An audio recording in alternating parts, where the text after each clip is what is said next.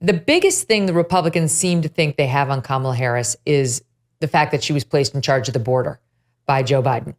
And to discuss and determine the root causes of it, to address it, no, none of that was done.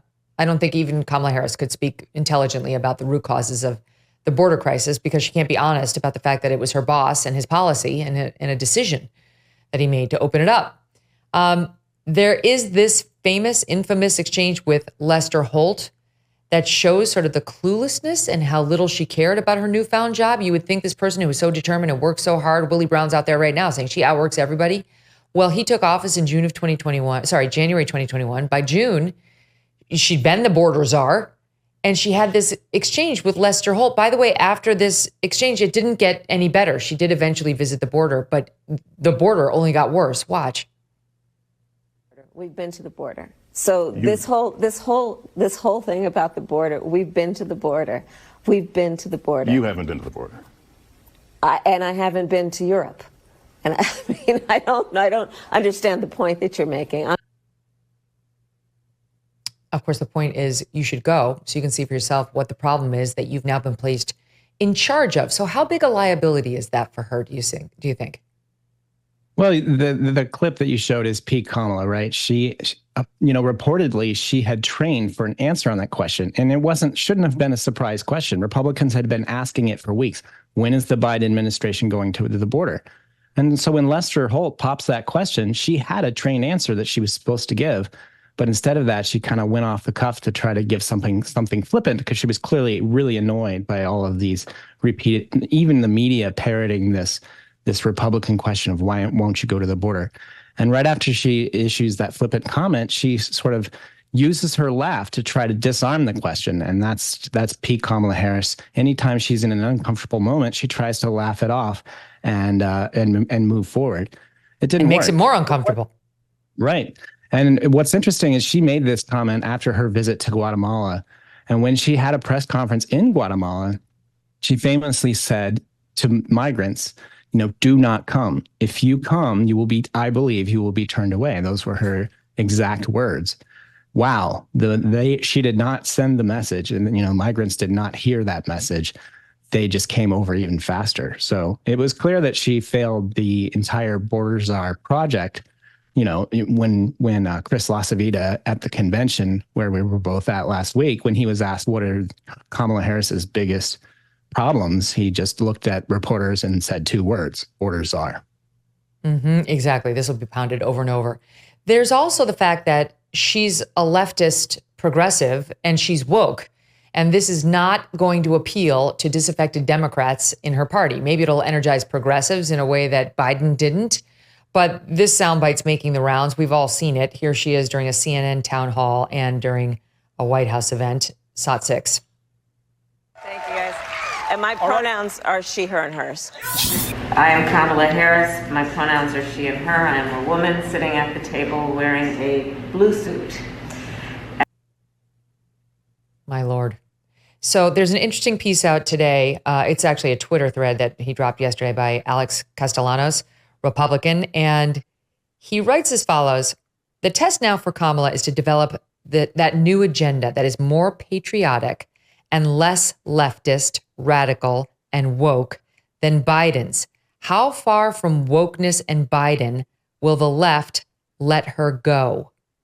So what do you make of that? Because I remember DickMorris.com always used to tell me that Hillary Clinton, or that Bill Clinton was a liberal who governed as a centrist, and that he thought Hillary Clinton was actually a centrist who would govern as a liberal. So what's the truth about Kamala? Oh, Kamala is a California Democrat. So she is, by reflexive nature, a very combative, hard-hitting leftist. And so, as we saw during the primary campaign, she tried to move as far as to the left as she could without even sometimes surpassing Bernie Sanders. I think there was that study during the campaign when Biden chose her to be the vice president, that she was more left than Bernie Sanders. So she's on the record as being very liberal on issues of immigration, issues of, DEI. She's, as vice president, she's campaigned she's campaigned for Extensively. DEI and DEI principles, because she says, this is what, and during the campaign, she even had that video saying DEI is important because it is the equality of outcome, not just the equality of opportunity. So she believes in these ideas, and you can guarantee she's going to push them forward if she wins the presidency. The hope, as I understand it, on the Democratic side is that she will come in, she will energize young, potentially female voters. Those are two different voting groups. That she can gin up excitement amongst young voters, maybe female voters, and also non-white voters who are not in love with Joe Biden. The worry is that she'll cost the Democrats with white voters and old voters and working class voters that had been sticking with Joe Biden, those who'd been sticking with Scranton Joe and hadn't migrated over to Trump.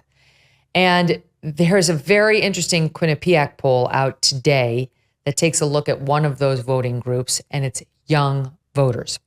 They polled July 19th through Sunday, July 21st, which was, of course, the day that Joe Biden announced he was stepping down and that Kamala Harris was being endorsed by him. So it's not all post her, ascension, but it was while everybody was speculating that it was likely to happen, and at least one day captured where he had stepped down and endorsed her. And in this poll, it shows that with young voters, meaning I think it's 18 to 34, Trump's advantage over Kamala Harris is 19 points. It's 19 points. What was Trump's advantage over Biden in that very same poll? Because they polled Trump v. Biden, Trump v. Harris. It was 17 points. So Trump in this poll does better with young voters against Harris than he was doing even with Biden. And if you look back at this poll, Deb, what was the earlier date that we looked at? What month? June. Okay, if you look back at June 26th, a month earlier, how were things going with young voters in that poll? Biden was up over Trump by 2. So Biden suffered a 19-point swing to the negative post-debate and post-assassination attempt with young voters to Trump, and Kamala Harris is down even more when it comes to young voters. Again, post-debate and post-assassination attempt, which, as we saw Mark Zuckerberg of Meta saying the other day, Trump looked very badass in that moment. And I think did cause a lot of people to see him a different way and maybe even feel somewhat inspired by him. So I don't know. I mean, my thought on this online was, Houston, we have a problem if the plan is she's going to rescue the youth vote for Democrats. Right, Megyn, that kind of explains to me why they're pushing this TikTok version of Kamala Harris, who's so brat and so cool, and trying to really push for an authentic Kamala Harris they can sell to young people. Wow, they have so much work to do, because she spent her first 3 years as vice president with the only things going viral, not her inspirational speeches, not her key slogans, but the word salads have been sort of on top of mind of anybody who's consuming Kamala content on the internet. What is brat? We played this little, the music video yesterday, but it's what is it? Can you explain that? I'm working on it, Megyn. We don't know.